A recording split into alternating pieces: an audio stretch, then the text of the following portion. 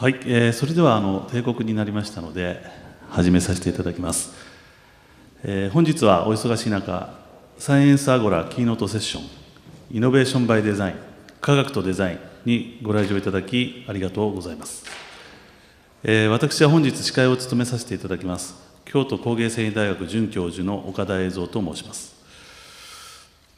タイトルにもあります通り、私ども京都デザインラボではですね、イノベーションバイデザイン、デザインを一つの強みとして社会革新を起こしていきたいということでさまざまな活動をしております。その中でも特にその実現のためにですね、科学とデザインがうまくコラボレーションしていく必要があるということでいろいろなプロジェクトをやってきております。本日はまず私たち京都工芸繊維大学京都デザインラボがどういう組織なのか説明させていただきまして、その後今回のサイエンスアゴラのテーマであります衣食暮らしに関連する具体的なプロジェクトをご紹介いたします。最後に質問も受けさせていただき、会場との間でディスカッションを設けられればと考えております。ではまずはじめに、京都工芸繊維大学副学長で京都デザインラボのラボラトリー長の小野義郎教授より当ラボの紹介をいたします。小野ラボラトリー長、よろしくお願いいたします。皆さんこんにちは。京都工芸繊維大学、これスライドを出してください。京都工芸繊維大学という、実は東京に来ますと知らんというふうに言われることが多いんですが、この非常に奇妙な工芸と繊維というですねキーワードを使った大学なんです。でなかなか説明するのがもう非常に難しいので、実はこの授業を始めた時に、京都デザインラボというですね、名前を組織を中に作りました。商標登録もしましてちょっと大きな名前をつけています。で、大学の中の機関なんですけども、我々の大学建築とデザインが主体で、こういった形のですねワークショップ形式というものをもともと取り上げています。でそれを非常に強く打ち出したというのがこの授業であります。いろいろ書いてありますが、先ほど岡田が言いましたように、デザインという考え方、これは意匠的なものではなくて、一つのパートナーに寄り添って、そしてその問題を解決するための方法、具体的な方法を考える、それがイノベーションにつながるというですね、ことを考えています。この XXXX というですね奇妙なものは、実はこれは京都そのものを表しています。ご存知のようにですね、京都はですねこういう5番の目をしておりますが、実は町の単位といいますのはこのダイヤモンド型のですね両側町というふうに言いますが、こういう形をしているんです。これできた件いろいろあるんですけども、要するに真ん中のお寺がなくなって、真ん中の公家の屋敷がなくなって、そこにの空き地に向かって、各家が伸ばし始めたと、裏に向かって。ですからよくご存知のように間口が狭くて奥が深いというのはこういう形でできたんです。で実際に京都の町というのは町と言いますが、この単位です。でこの真ん中に山鉾町では鉾が立つというですね、ことになっています。つまり京都と言いますのはこの見えないこういった X の形が町を構成しているということになります。でこの形をいただきまして、こういうロゴを作り上げた、つまりこれは京都そのものを表すんだ、京都からこのデザインイノベーションというものを起こしていくんだということで作っています。で、町という単位は細胞であります。独立しながらも京都を構成している。で、その仕切りを取り去るというのが一つのコンセプトであります。大学はご存知のように、一人一個部屋があるという組織でありますけれども、その部屋を取ってしまう。そして会えるというのは煮たり焼いたりすると元に戻りませんけれども、プロジェクトごとに会えて、またそれを新たに作るというですね、そういうコンセプトを私たちは取っています。ですから、この世界一線級のデザイナーや建築家を呼びまして、グローバルに会えるということですから、単に国際化ということではなくて、実際に呼んできた方々に、滞在してもらって何事かを作る。それから、これ祇園祭の街中、まさに奥の深い街に入りまして、これもグローバルに、祇園祭を研究してもらう。これはお寺そのもののですね、3次元の空間を3D スキャナーで全部撮ってしまって、で、建築的、つまり三次元的に空間を理解するプロジェクトをやっています。これはスイスのETH、スイス連邦工科大学からやってきたユニットがやっています。彼女は今現在この四川堂のですね、音を取っています。それからこれは、伝統工芸ですね、日本の京都の伝統工芸、を研究しに来ているウィーンの博物館の一人です。実はウィーン博物館に日本建築の模型が残っていまして、1874年のウィーン万博の時に日本政府が出品したものが残っていまして、それをですね修復するために勉強しに来ています。単なる模型ではありません。当時のですね小さな建築なんです。瓦を本当に焼いてある。ですね、それでその技術を学びにですね彼らは来ています。というふうに京都を中心にいたしましてヨーロッパ、東南アジア、アメリカ、2014年から2015年にかけましては、40のプロジェクトを30の機関と一緒にやったと、延べ400日のワークショップを実施しております。でそのワークショップに参加するのは、こういったさっき建築やデザインの話をしましたが、その分野以外の、つまり物を作るですね、人たちも集まってきます。我々の大学工芸繊維大学と言いましたように、工学の皆さんも、狭いキャンバス内に存在しています。その利点を生かしまして、物を作るということと、それからデザイン思考を考えるという両方のことをやっております。伝統と未来を会える、それから三感覚も会えます。京都人とよそ者も会えるというですね試みもやっていました。なかなかこれが一番壁が高かったんですけども、でただワークショップをやって考えているだけではありません。考えついたものをすぐ目の前で作ってしまおうというためのファクトリーを持っています。これが実際にものを作っている現場であります。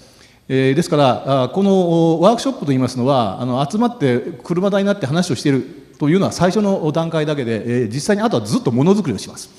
デジタル 3D プリンターや3次元データ、音声データ、レーザーカッター、ミシンですね、ということで大体その木工、金工、布、3D プリンター等々ですね、いろんなものが目の前でできるという設備を備えています。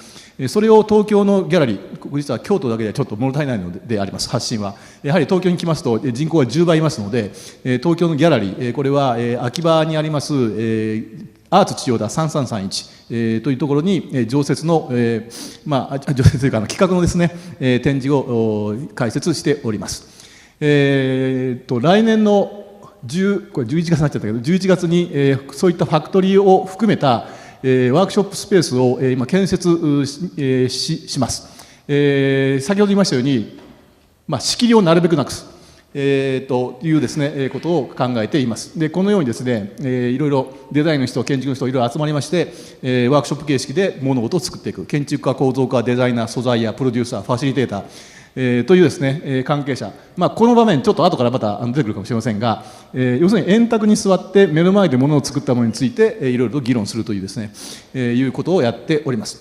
というのが我々の最初の仕事でありまして、今から何人かのうちのメンバーに、具体的にでは一体何をしたのかということを紹介してもらおうと思います。はい、私からは以上です。ありがとうございました。小野ラボ長の話でですね、京都デザインラボというところが、イノベーションを起こすためにいろんな専門分野の人が混ざり合ってやっているということがお分かりいただけたんじゃないかと思います。で、いろんな方が混ざるということの中には特にですね我々のラボの特徴は、日本だけじゃなくて海外から各分野の一線級の研究者の方をお招きして、でさまざまな課題に取り組むということをやってまして、デザイン分野ですとイギリスのロイヤルカレッジ・オブ・アート、アートデザイン分野で世界一の大学院ですけれども、あとアメリカですとスタンフォード大学ですね、それから建築ですと今紹介ありましたスイスの連邦工科大学は非常に定評があります。そういうところから研究者の方を招いているわけです。でこれからですね、数名登壇しまして、D ラボのプロジェクトの紹介をいたしますけれども、最初に登壇しますのが、本学の京都デザインラボのジュリア・カセム特任教授でありました。カセム先生は、我々とロイヤルカレッジ・オブ・アートとの、深い関係の中から本学に来ていただくことになりまして、本学で特任教授としてさまざまなプロジェクトを手掛けていらっしゃいます。ではカセム先生、よろしくお願いいたします。こんにちは。15分しかないので、私は英語でします、プレゼンテーションしますし、正確であるし、早いね。だからよろしくお願いします。これを聞いてくださいね。Our theme at D-Lab is innovation by design, and by design I mean the many varied spectrum of activity that constitutes contemporary design practice, from strategic thinking to physical design. Design has traditionally been viewed as an optional aesthetic add-on to a process of innovation that has happened elsewhere in the dominant spheres of science, technology, and engineering. I beg to differ. I hope to show in this short presentation how design can be transformative in delivering innovation when it allies itself to these other disciplines, but is allowed to take the lead. The question is, how? I like Henry Ford's comment relating to it. If I'd asked people what they wanted, they would have said faster horses. I think, however, that there are certain key conditions that allow it to happen.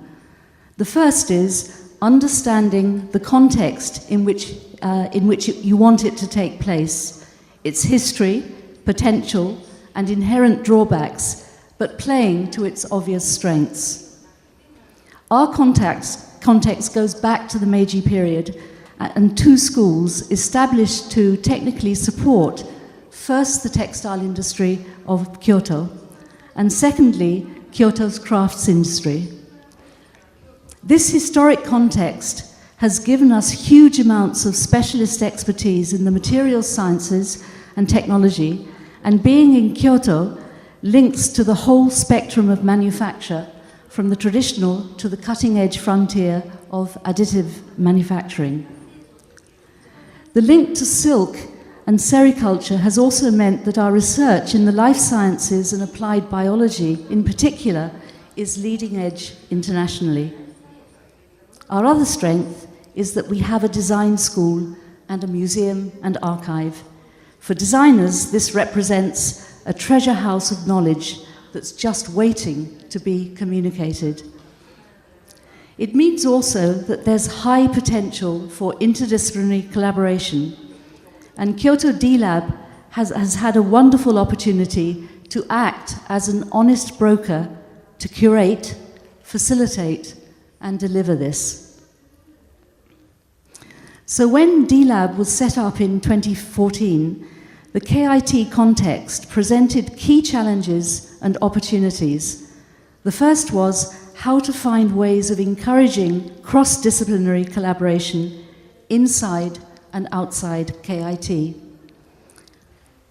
The second was to develop responsive models of design education that would prepare students for current and future social and economic realities.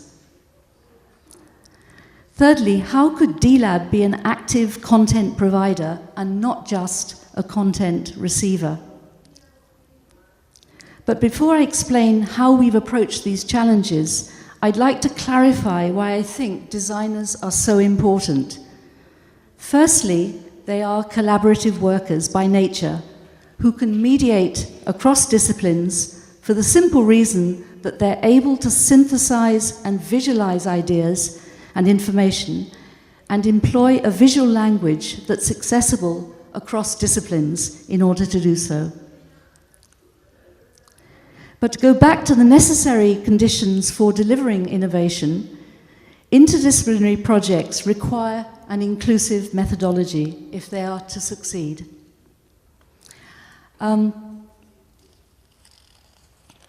How do I define an inclusive methodology? I'd like to give two analogies from sports. The first is the relay race, a linear process that resembles the way many interdisciplinary projects are approached, in which one expert does his bit and then passes the baton to the next expert, and so on, until they arrive at a result. The trouble is that this can be like a game of Chinese whispers, where there's huge room for error and misunderstanding. Even the best runners drop the baton. An inclusive process can be likened to a boat race instead, where everyone is in the same boat, in communication at all times, yet where different experts lead at different times. The third conditioning for delivering innovation is that strategic mechanisms that enable effective collaboration and successful delivery of interdisciplinary projects must be created. We have created 3: an open workshop program, a design associate program, and a designer in residence program. The open workshop program is open to all and aims to build internal and external networks, explore and disseminate our key themes, and through it we build collaborative research relationships with key institutions and individuals. What are our key 3 themes? Well, they link to the key KIT context I've described: designing social interactions, making and materials, and critical curation and interpretation, because we have a museum. So the workshops are collaborations with universities or designers abroad. With Kingston University in the UK, this was a workshop on the theme of thinking through making. This was on paper electronics, teaching designers to create more sustainable interfaces and products.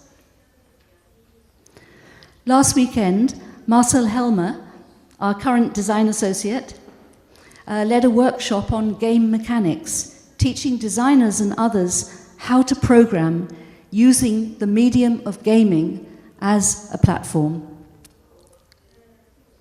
Next weekend, we will have a 5-day sound and visual design workshop in collaboration with the Royal College of Art and Yuri Suzuki, using our collection of Tanikawa Shuntaro vintage radios as the basis for thinking about radio as a medium of communication.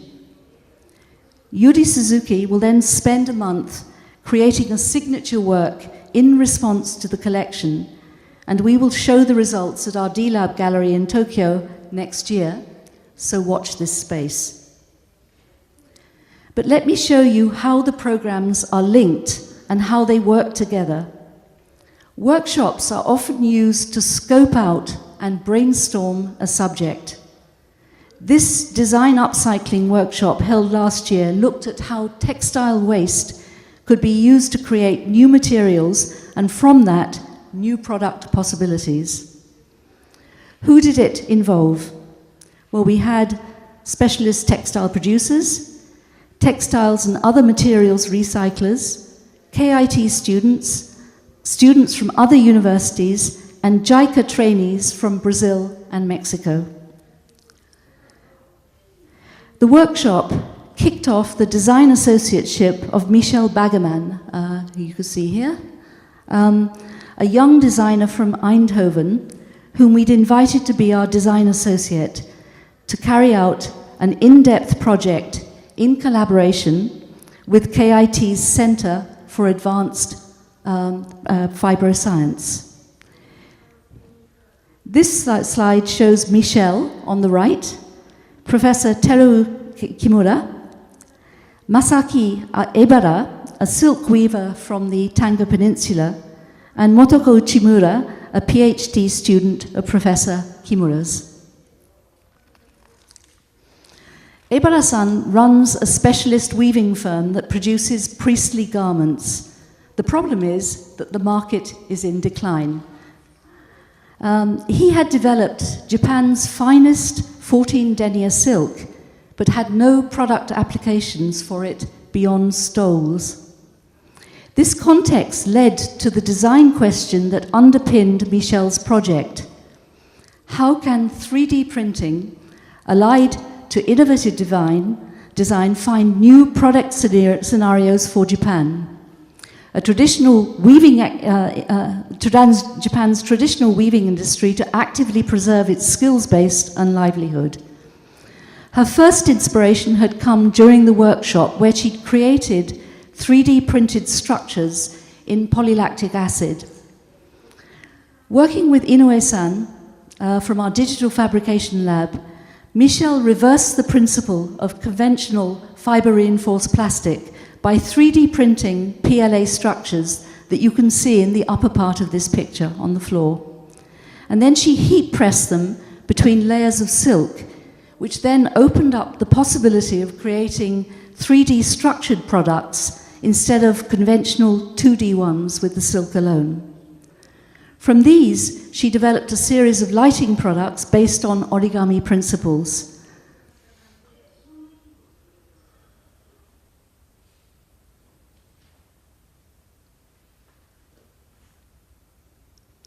This was then curated into an exhibition and shown at our Tokyo gallery. The interest generated in the project has meant that it's also been shown in Prague this month. Our current design associate, John McNair, working under the theme of making and materials, is a textile designer from the Royal College of Art. In September, we held a scoping workshop to kick off the project under the theme of intelligent textiles for healthcare, well-being and sports contexts. We're looking specifically at chirimen, a traditional intelligent fabric, but one which needs new scenarios beyond the kimono if it is to survive. We visited producers in the Tango Peninsula to understand the production process and qualities. And the context chosen is the healthcare one, specifically that of care homes where good design is difficult to find. The design question John is addressing is, can chirimen be re-engineered and combined with bioplastics and conductive fiber to create a textile that meets the functional requirements of challenging healthcare contexts but retains its beneficial qualities? And he's working with KIT's Department of Bio-Based Materials, but also with chirimen producers, the Center for Advanced Fibroscience, our Graduate School of Science and Technology, and the Kyoto Prefectural Institute for Northern Industry. And our methodology is, of course, that of the boat race. Our third program is the Designer in Residence program. This is a short-term collaborative residency that allows an emerging international designer to utilize D-Lab's technical expertise and external networks to produce a signature work. We invited the German designer Julia Lohmann this year. Julia works with kombu, but had never used it in combination with bamboo. Inoue-san from our digital fabrication lab helped her with the parametric software necessary to create pattern variations and then to laser cut it. And Yokoyama-san, a bamboo craftsman from Kyoto, provided both the technical expertise and bamboo necessary to create these structures. The project has been selected for permanent installation in the Life Sciences Gallery of the University of Warwick and will be on display in Wolfsburg, Germany, later this month. Our second theme is designing social interactions. We held a workshop with the RCA in 2014 on the theme of robots and healthcare. Frank Kolkman, who you see here, was one of the 5 RCA students from the RCA's Design Interactions course who took part. In the workshop, he developed the concept of a do-it-yourself surgical robot, and this was developed further and became his graduation work. It also won the Award of Distinction at Ars Electronica this year. So Frank was a natural choice to become a D-Lab design associate, and we put him together with an existing research team at KIT, headed by Professor Masamitsu Yamaguchi of the Department of Applied Biology.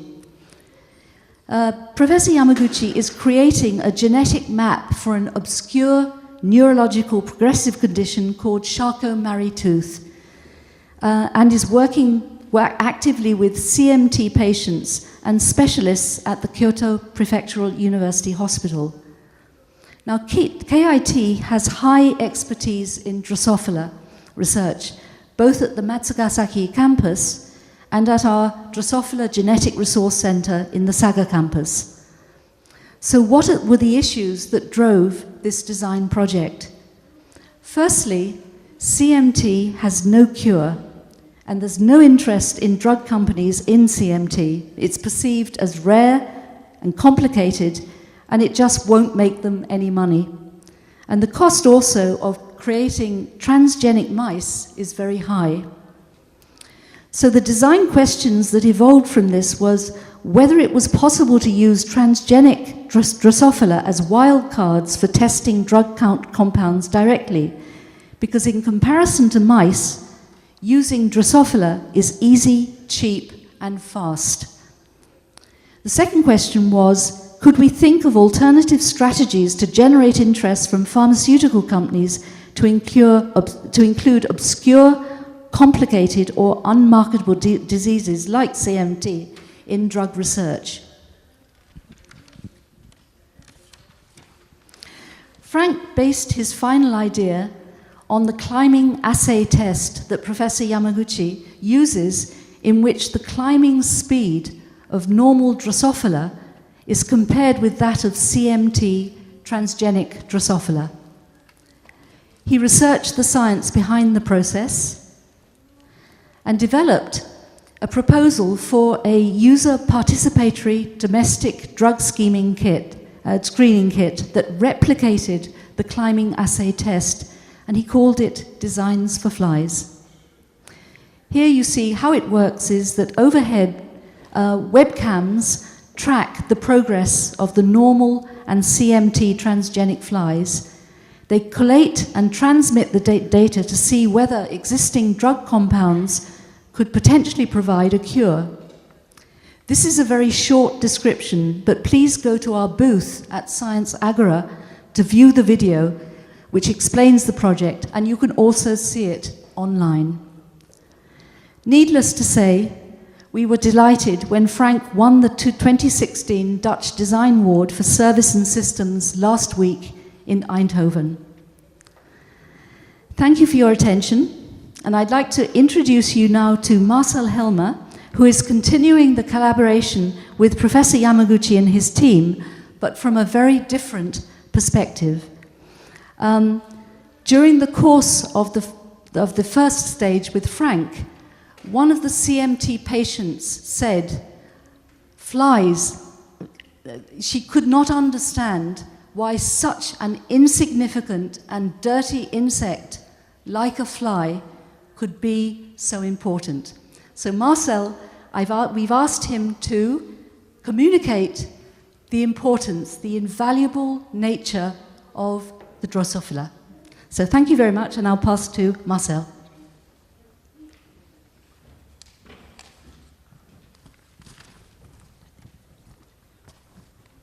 Marcel, are you on this one? Which one is it? Okay.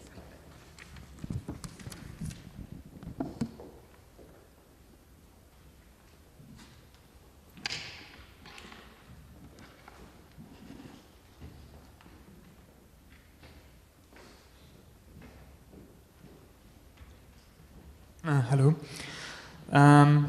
Thank you, Julia. So as Julia already mentioned, I took off where Frank stopped based on the additional questions raised by the first project. And one of the first major differences between Frank's part and my part were that while Frank, as a trained product designer and service designer, had the perspective on creating something tangible for the design question. I'm originally a designer, a communication designer, graphic designer, and exhibition designer. So I work on the communication part, which is just as important to really establish innovation as the physical aspect of it.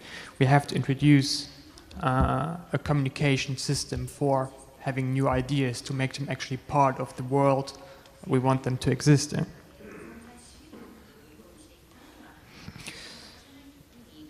So the question we developed out of Frank's project is how can we introduce and communicate the advantages of Drosophila, which is the fly we saw, research to the public and also to the science audience. And in design, it's not necessarily about just answering the design question with a simple answer, but it's more about understanding the question you're asking and break it down to smaller parts. And that's what we did to basically see why people have this opinion of flies.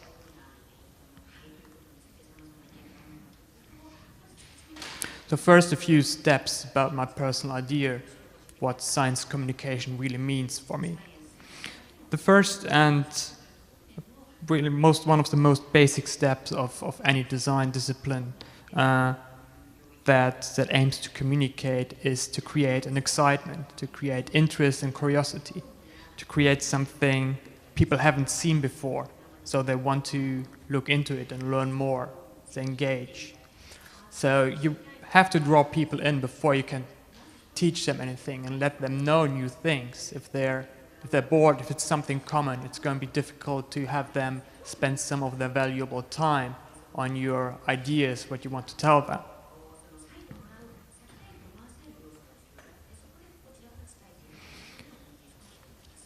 The second is understanding the scope. You have to show them what you actually want to talk about. And while graphics and graphs and tables have a really high density of informations, include a lot of numbers and a lot of informations, those are really non-relatable informations. Numbers are abstract. So instead of just showing people numbers, show them images, an object they know. If you compare two things, don't show them numbers of the comparison, but show them, okay, this is object A, this has a specific size, and object B is so much bigger. They have something tangible they can touch. It is about not remembering numbers, but more understanding concepts. The third part is scenarios and worlds. You have to show them where actually these new things, new innovation takes place in the world. Is it just something that they're not related to? It's happening somewhere in a laboratory. Or does it actually change your life of your family?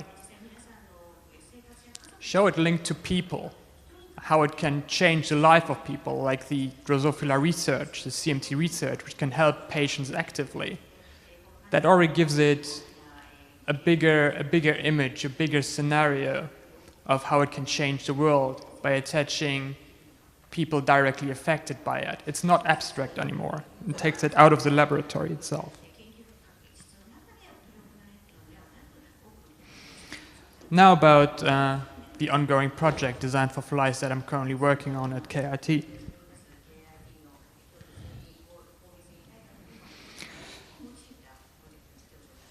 To attach and work all those arguments, we have to analyze the difficulties.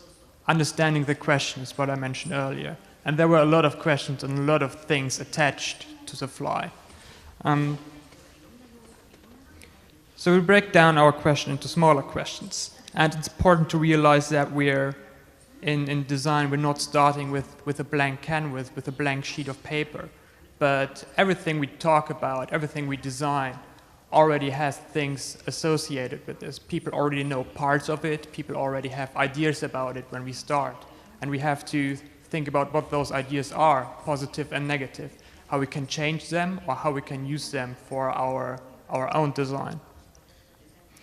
For flies specifically, as we heard, they're seen as insignificant. They're like small, they're dirty. You don't know, they're not used for anything. They're really just a nuisance. You're here buzzing around in the room when you're trying to sleep.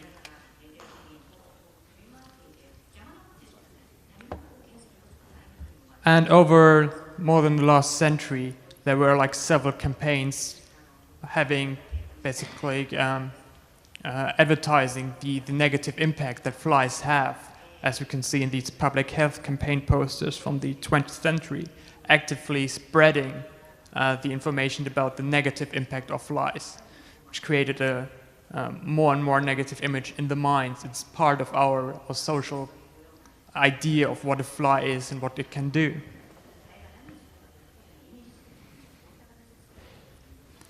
And the media didn't help them much by basically just attaching additional negative ideas and using this strange little thing that we can't completely see what it actually looks like, and adding horror stories to it. It's the unknown. We don't know much about it. It's very different than we are. So how can we, as humans, be linked to something so small and very different from us? So these are all things I call design baggage that we have to think about when we try to communicate with people about the qualities of the fly. We have to imagine that these things exist, so we have to find a language to work with these things, work around them, or work with them. The second challenge is that we have a very, very divided audience. We address everyday people which don't have that much of knowledge of genetics, so we have to introduce a general part of genetics on its own, as well as addressing the science community who's actively working with these organisms. So we have to tell scientific detail, but don't make this an entry-level point. At the same time, we also address the business aspect of pharmaceutical companies, which we want to talk to show them the advantages of Drosophila research. But luckily, science community and business audience are also everyday people. So we can use everyday curiosity and everyday language, metaphorical language, to introduce them to something interesting, as I said at the beginning. And then have the option of adding additional information, scientific information and scientific detail. So these details are an option. They're not a necessity for understanding what we want to communicate. The third challenge is the understanding of my own. I'm a designer, I'm not a biologist, so I have to understand part of the biological language and find and translate that into a design language for people which aren't biologists either, or researchers or scientists of any form. That includes a lot of basic genetic parts, as well as pharmaceutical and medical restrictions we have to think about. And this is like a very first brief sneak preview into the current project. Going to work on finding, so the issue was finding a non-emotional introduction into Drosophila, into the fly. And we had a lot of discussion, a lot of work and talk with the researchers. And the entry point was basically to give people to emulate the perspective of the researchers themselves. Show the fly, the Drosophila fly, as a tool, a non-emotional tool, instead of an organism or a monster or something which is actively trying to harm you, to create a really non-emotional point of view that really focuses on qualities of this tool for genetic research. And more is going to see, the full project is going to be seen next year in the D-Lab gallery in Tokyo. Thank you.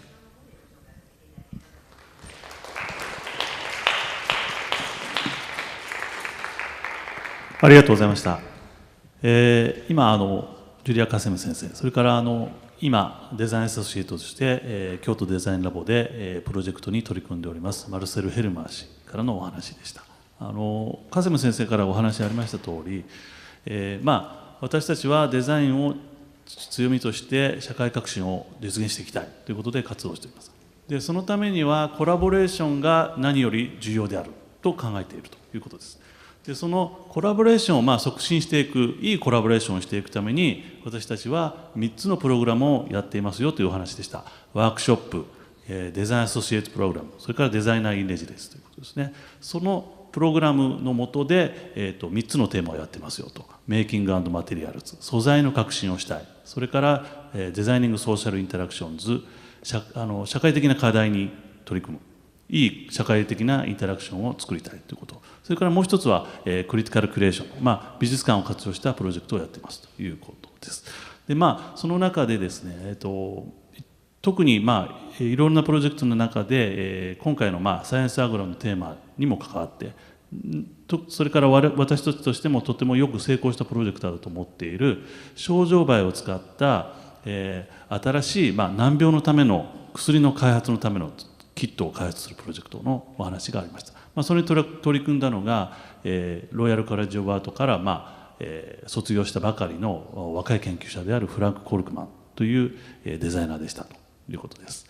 で、それが先行したんですけれども、ショウジョウバエを使って、薬を開発する、ネズミじゃなくてですね、ショウジョウバエを使って、遺伝子操作をして薬を開発するというところで、ハエのイメージが課題になったということですね。患者の方にハエを使いますよという時に、患者の方が持っているハエに対するイメージみたいなのが障壁になるぞということが分かってきたので、そこで、マルセルさんにはそのハエのイメージ、を改善して、これからですね、さらにショウジョウバエが医療の分野で広く活用されるようにしていきたいということで、いろいろ今まさに取り組んでいるところということであります。で、最後に、お話ありました通り、その成果は来年に我々の東京ギャラリーの方で発表されることになります。